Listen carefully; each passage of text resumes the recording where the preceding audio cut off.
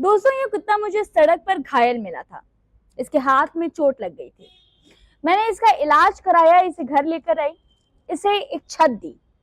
आज अगर इसके मैं ऐसे मुंह में हाथ भी डालूं ना, तो ये मुझे काटेगा नहीं। ये मेरा कोई ओवर कॉन्फिडेंस नहीं, बल्कि मेरा इस जानवर के प्रति विश्वास बोल रहा है। पर यही विश्वास जब एक इंसान पर किया गया, यही विश्वास विनोद सिंह के परिवार ने जब साजिद पर किया, तो ये उनके लिए घातक साबित हुआ। यही विश्वास विनोद सिंह और उनकी पत्नी ने अपने पड़ोसी साजिद पर किया, तो उनके लिए काल बन गया। ये भरोसा दोनों के बच्चों के लिए काल साबित हुआ।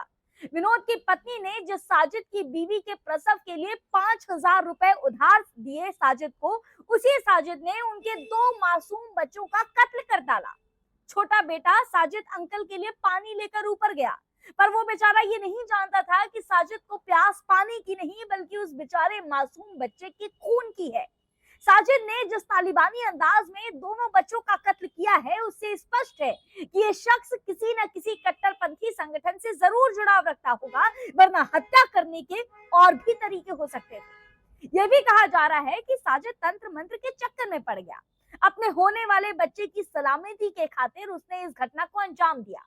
घटना के बाद उसके चेहरे पर मांस और खून भी लगा हुआ था।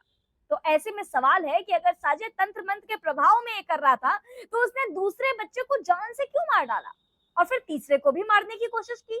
संभव है कि इस दौरान अगर घर का कोई और सदस्य आ जाता, तो साजिद उसको भी मार डालता। पर आखिर क्यों? ये परिवार तो साजिद की मदद कर रहा था। उसकी कोई पुरानी रंजिश, कोई लड़ाई झगड़ा भी नहीं था। बदायूं की इस खून जमा देने वाली घटना से एक बार फिर सवालों की ज्वालामुखी फूट चुकी है। ये सवाल उठता है कि आखिर कारण क्या था? क्या साजिद वाकई में किसी तंत्र मंत्र के चक्कर में फंसा था? क्या उस पर कोई ऊपरी साया था, जैसा कि उसकी दादी बताती हैं? या फिर साजिद किसी कट्टरपंथी संगठन के संपर्क में था, या उससे कोई और ये काम करवा रहा था? इन सवालों की गुत्थी अब और भी उलझ गई है, क्योंकि एनकाउंटर में साजिद मारा जा चुका है।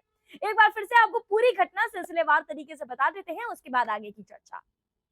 दोस्तों, दिन था मंगलवार का। साजिद की दुकान विनोद सिंह के घर के बिल्कुल सामने थी। वो एक हेयर ड्रेसर था, नाई का काम करता था। साजिद उनके घर पर जो है वो गया, बताता है कि उसकी बीवी सना गर्भवती है। साजिद पैसे लेने के बहाने विनोद सिंह के घर जाता है। विनोद की पत्नी से वो 5,000 रुपए उधार मांगता है। विनोद की पत्नी अपने पति से पूछती है कि क्या उसे पैसे देने चाहिए, तो विनोद भी हामी भर देता है। कहते हैं कि पड़ोसी है, दे देगा, जरूरत है दे दो। इसके बाद विनोद की पत्नी जो है वो पैसे देकर चाय बनाने के लिए चली जाती है, और साजिद छोटे बेटे आयुष को लेकर पार्लर दिखाने के बहाने छत पर ले जाता है।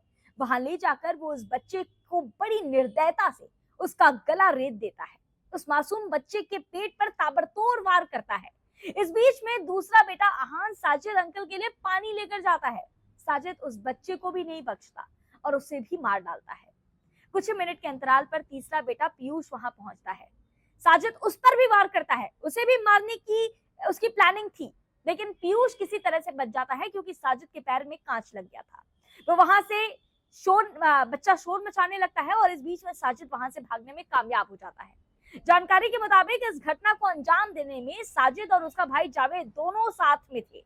और इस मामले की ताजा अपडेट ये है कि यूपी पुलिस ने घटना के कुछ ही घंटे के अंतराल पर मुख्य आरोपी साजिद का एनकाउंटर कर दिया। जावेद, जो कि फरार था, वो अब मिल चुका है। इससे भी पूछताछ जारी है।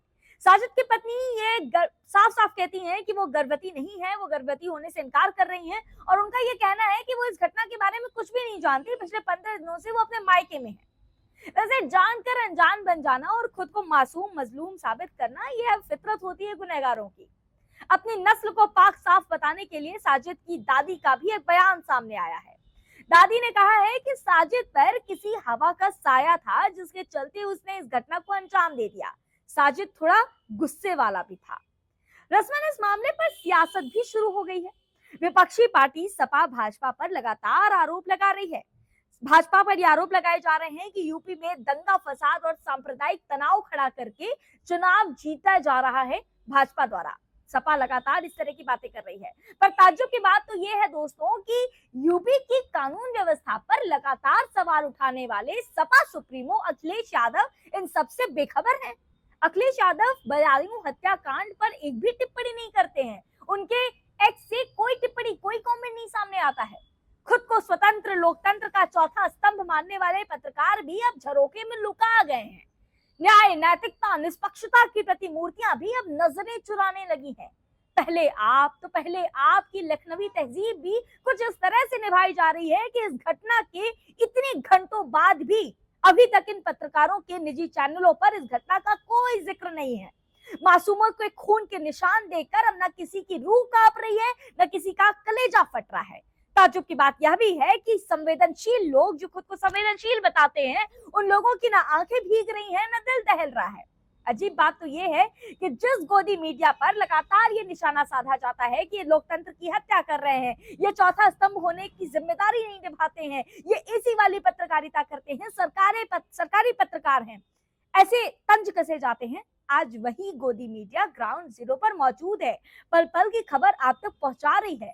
और ये स्वघोषित जमीनी धाकड़ तेज तर्रार पत्रकार, न्याय प्रिय पत्रकार न जाने क्यों खामोशी की चादर ओढ़कर खर्राटे भर रहे हैं। इनकी कुंभकर्णी नींद टूट ही नहीं रही है। कहीं ऐसा तो नहीं कि इनकी पत्रकारिता की तरह इनकी संवेदनाएं भी सिलेक्टिव हो गई हैं? कहीं ऐसा तो नहीं कि इनके आंसू भी अब आकलन करने लगे हैं कि किसके लिए बहने हैं और किसके लिए नहीं? ये मासूम आखिर क्यों मारे गए? इनका क्या कसूर था? ये पूछने में, ये कहने में इन पत्रकारों की जुबान क्यों छिल रही है? अब आप ये कहेंगे कि ये भी आ गई हैं ज्ञान बखारने, तो चलिए यही सही, लेकिन विश्वास मानिए, ये मामला जितना भयावह है उससे अधिक खतरनाक है खामोशी। इस मामले पर खामोशी। ये घटना जितनी दर्दनाक है उससे अधिक दुखद है इस पर हो रही सियासत। इन मासूमों का कत्ल कर दिया जाना जितना बड़ा जघन्य अपराध है, उससे भी बड़ा पाप है संवेदनहीन हो जाना, चुप रह जाना, खामोश हो जाना, कुछ भी ना कहना। पर आप चुप मत रहिएगा। आप अपने Facebook, Instagram, WhatsApp, x, social media के हर प्लेटफॉर्म से इस घटना को उजागर करिएगा, अपनी राय व्यक्त करिएगा, सवाल करिएगा, सवाल करने से चूकिएगा मत। आपको क्या लगता है कि क्या साजिद को इतनी आसान मौत मिल जानी चाहिए थी? जावेद को बेकसूर बताने वाले उसके रिश्तेदारों से क्या कड़ाई से पूछताछ नहीं की जानी चाहिए? साजिद की पत्नी, जिससे रिपोर्टर ये पूछता है कि आप उन 2 बच्चों की मौत पर क्या कहेंगी, वो औरत 2 शब्द अफसोस तक के नहीं बोलती, 2 शब्द सांत्वना तक के नहीं बोलती और रिपोर्टर के सवालों को टाल देती है। क्या आपको सच में लगता है कि उसे अपने पति के बारे में कुछ भी नहीं पता होगा? वाकई में अगर साजिद के ऊपर कोई ऊपरी हवा थी तो वो अपने परिवार वालों के साथ सामान्य कैसे था? क्या ये सवाल पूछे नहीं जाने चाहिए? और इस घटना को सब तक पहुंचाइए, हर व्यक्ति तक पहुंचाइए, अपने रिश्तेदार, अपने लोगों, अपने दोस्तों तक पहुंचाइए। अपनों को सतर्क करिए ताकि दोबारा इस तरह की घटना घटित ना हो। किसी पड़ोसी, नौकर, दुकानदार, डिलीवरी बॉय, रूममेट, किसी भी बादी शख्स पर आंख मूंद कर भरोसा ना किया जाए ताकि इस तरह की घटनाएं दोबारा ना हो। बहरहाल इस मामले की अपडेट मैं आप तक लगातार पहुंचाती रहूंगी। इस मामले को लेकर के आप क्या सोचते हैं हमें कमेंट करके जरूर बताइएगा। ऐसी और भी अन्य खबरों के लिए आप हमारे साथ बने रहिए, देखते रहिए देवनागरी।